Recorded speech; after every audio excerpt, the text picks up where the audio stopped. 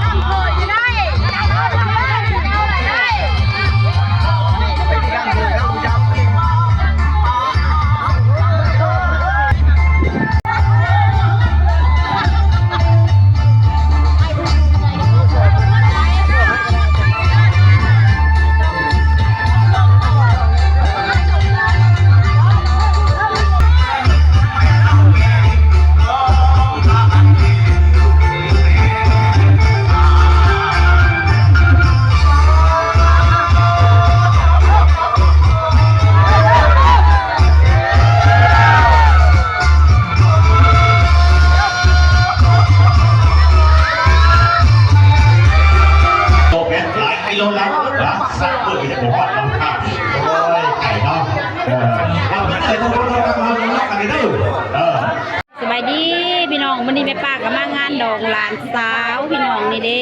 สิเป็นประมาณนี้เด้อพี่น้องลุงนี่เพิ่นเป็นเคยเขาพี่น้อง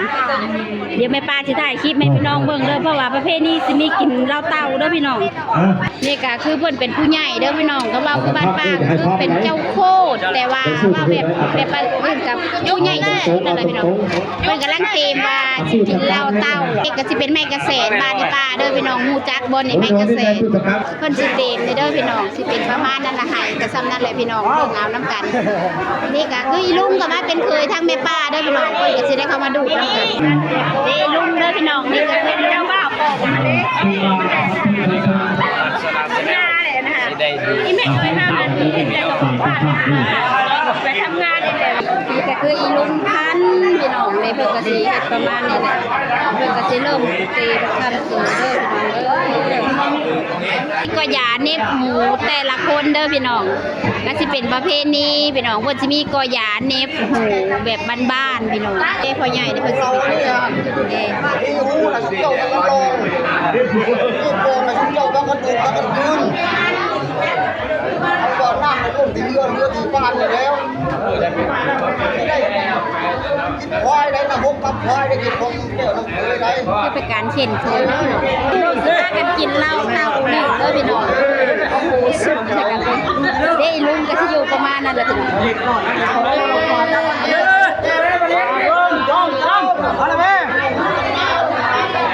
พี่น้องที่เป็นแบบประเพณีพี่น้องเลยเด้ลุงพันชนะแนลก็จะอยู่ประมาณ